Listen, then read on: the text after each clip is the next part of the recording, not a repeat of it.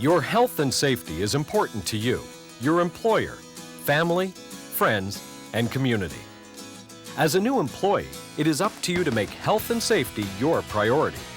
It will help you achieve a balance between the needs of home, life, and work. Congratulations on your new job. Working in a community organization, group home, long-term care, acute care, or residential setting is a very rewarding and challenging job. But you must always remember, your safety is of the utmost importance. You cannot effectively care for or provide services for your clients, residents, patients, or persons with disabilities if you are not healthy and safe yourself. Beginning today, you have a very important responsibility to follow the safe work practices and policies of your organization's health and safety program. It is a shared responsibility between you and your employer. Be part of the team, do your part, and help us make a difference.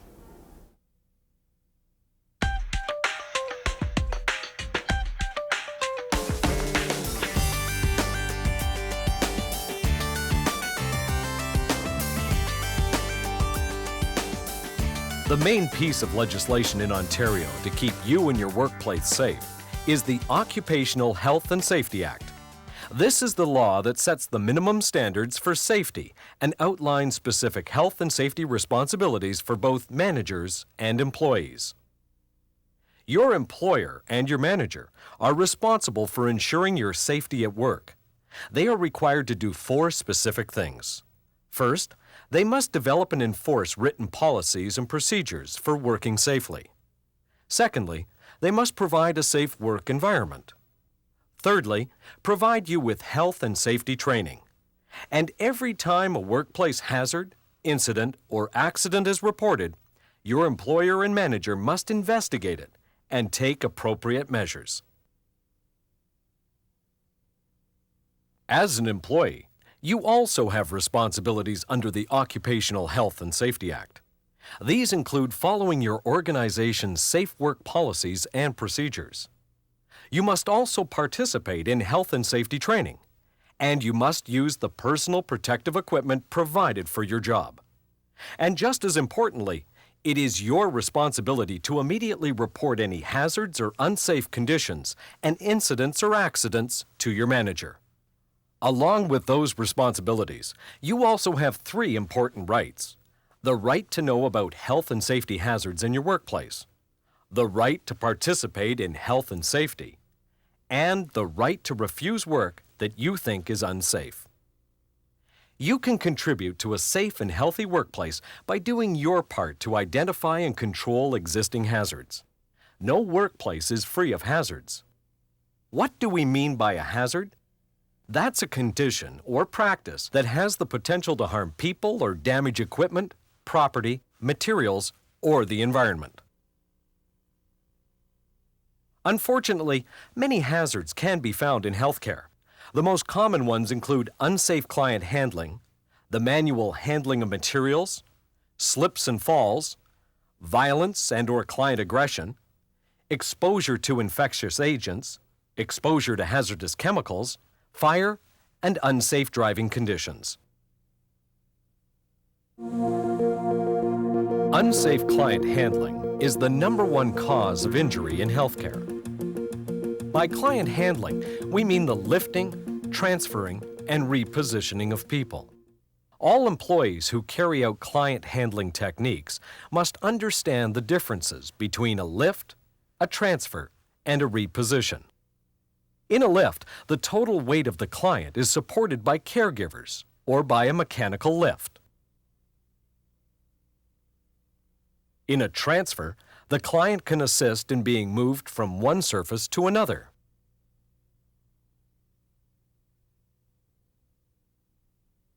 With a reposition, a client is moved upon the same surface, such as a bed or wheelchair. It is up to employers to provide client mechanical lifts and assistive devices and ensure that staff are trained in their proper use. But then, all employees must ensure they carry out the acceptable technique as identified on the care plan and use the appropriate equipment when lifting, transferring, or repositioning clients. Your client's condition may change quickly, so it is important to do a client mobility review before each client handling activity. There is a correct way to perform each client handling task, whether it is lifting, transferring, or repositioning. You need to be trained in how to safely carry out each of these tasks. It is important that you take every opportunity to practice and learn these skills. Your safety as well as your clients' depends on it. Now let's look at another practice that puts you at risk of injury: manually moving objects or materials by lifting, pushing, or pulling. Here are some key points you need to know to protect yourself. Manual material handling includes activities such as pushing carts, lifting boxes, and removing or placing materials on shelves. The injuries these movements can cause are called musculoskeletal disorders. They usually result from one or all of the following three factors: awkward or prolonged postures, excessive repetition, and excessive force. Remember, always put your weight behind the object and push.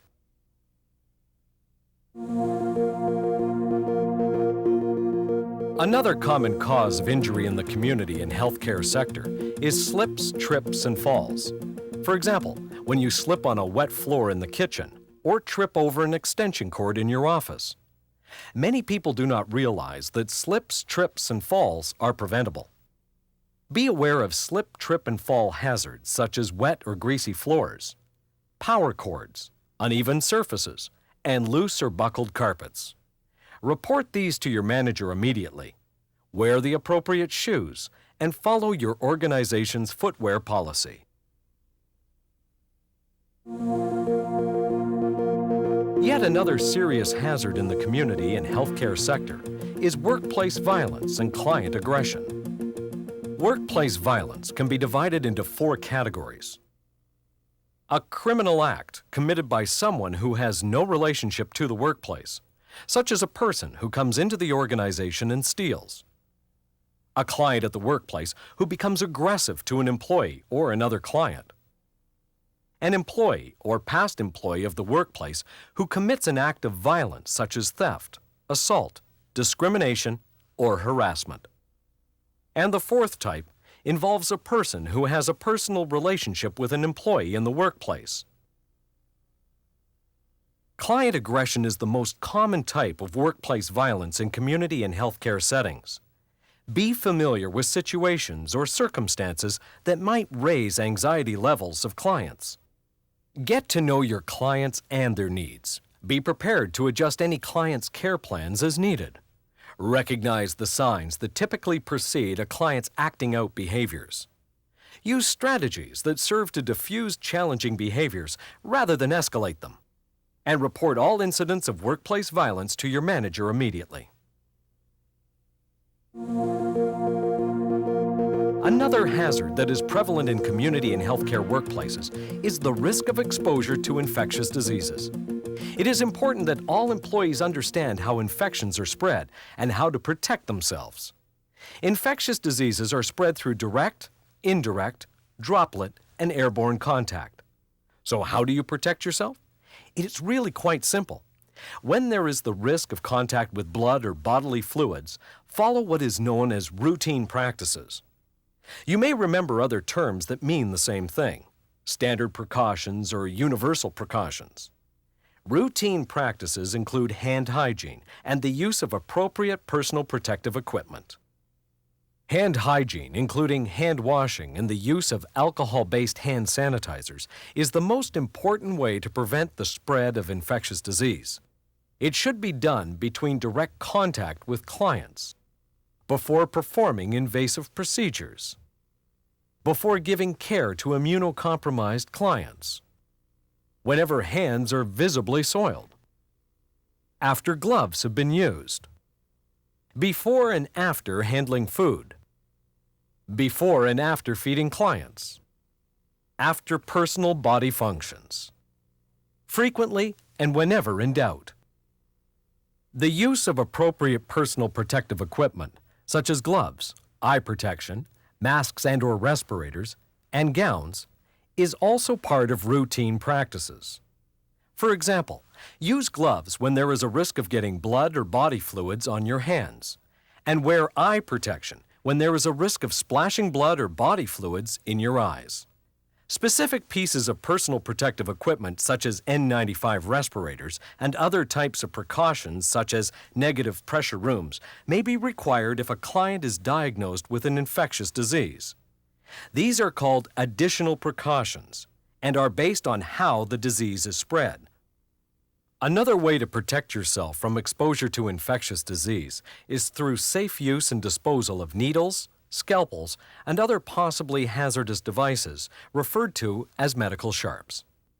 Using the specially designed versions of these instruments known as Safety Engineered Medical Sharps, or SEMS, will reduce the risk of injuries. As well as hand washing and using the right equipment, a third way to protect yourself against infectious disease is with immunization. Slips and falls, violence, musculoskeletal disorders, infectious disease, sharp instruments. You might think those are enough risks, but here's another. Hazardous chemicals are also a concern. The Workplace Hazardous Materials Information System, or WHMIS regulation, helps protect you from hazardous chemicals in your workplace. WHMIS requires employers to provide material safety data sheets, labels, and training to keep you safe. You will learn more about these safe practices during your Workplace WHMIS training program. Some workplaces also use common household chemicals such as bleach or toilet bowl cleaners. However, these consumer products could also harm you or make you sick. The Consumer Product Regulation helps to ensure these chemicals are handled, stored, and used properly. The Transportation of Dangerous Goods Regulation outlines the training needed to ship, receive, transport, and handle dangerous chemicals, including infectious laboratory samples. Speak to your manager to ensure you receive the training you need to keep you safe from hazardous chemicals in the workplace. Emergencies can occur at any time and without warning. One such emergency is a chemical spill, but there could be many others. Being prepared before an emergency happens is everyone's responsibility. Know and follow your workplace emergency procedures and fire evacuation codes. Emergency equipment such as fire extinguishers, eye wash stations, emergency showers, and spill kits can help to protect you. Know where these are and how to use them. Ask your manager about your specific role in an emergency and be sure to participate in emergency training.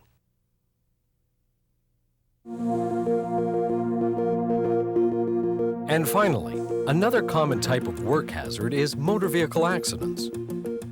They have been responsible for fatalities in community and healthcare workplaces in Ontario.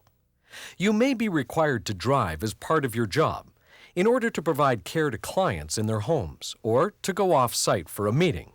If so, make sure to drive safely and follow the rules of the road. Protecting yourself means also protecting others on the road. Here are some ways to help make sure your driving trips go well. Always keep your vehicle well maintained. Before each trip, inspect your vehicle for road readiness. That means checking the fuel level, tire pressure, windshield wipers, lights, battery, and mirrors. If you are driving to an unfamiliar area, plan your route in advance. Keep maps in the car. Follow the Highway Traffic Act and your facility's policies when driving. In the event of dangerous driving conditions, make sure your fuel tank is at least half full. See and be seen. Clear all snow from the hood, roof, windows, and lights. Drive with caution and adjust your speed to highway and weather conditions. Inform your manager of your intended route. Check road conditions by phone or on the web. There are people in your workplace who actively assist you with hazard identification and control. These are the members of your Joint Health and Safety Committee, or your health and safety representatives. The Occupational Health and Safety Act requires all workplaces with 20 or more employees to have a joint health and safety committee, and those with 5 to 19 employees must have a health and safety representative. These people have an important responsibility to monitor the effectiveness of the organization's health and safety program. Whether you have a health and safety representative or a joint health and safety committee, these co-employees act on your behalf to review, inspect, and make recommendations to your employer to reduce health and safety risks in the workplace. Do you know who your health and safety representative or your committee members are? You can find out from your Health and Safety Bulletin Board. Check the board regularly to keep up to date on any issues, new policies, or exciting health and safety initiatives that are going on. Your health and safety representative or joint health and safety committee members are excellent health and safety resources. At least some of your committee members have received special training in health and safety legislation and in the hazards found in community and health care. Now you know there is legislation in place to guide your employer and manager in the development of measures to help keep you healthy and safe in the workplace. Educate yourself and share this information with your colleagues. Your health and safety representative or joint health and safety committee is also an excellent resource for you. Keep up to date on health and safety by reading the minutes of their meetings, or, better yet, get involved yourself. Meanwhile, at all times, staying alert for workplace hazards and reporting them immediately to your manager are your major contributions to supporting a culture of safety in your workplace. You are important and needed in your workplace, and you have been hired to do your job safely.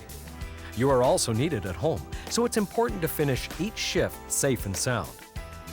It is a well-known fact that new employees are at a greater risk for injuries on the job. You now have some basic information to get you started in your new job. It is now up to you to fully participate in your facility's health and safety orientation training.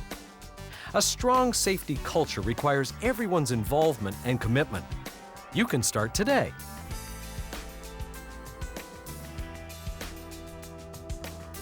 The Ontario Safety Association for Community and Healthcare would like to acknowledge the following organization for their assistance. For more information or to order any products or services, please contact the Ontario Safety Association for Community and Healthcare by calling toll-free 1-877-250-7444.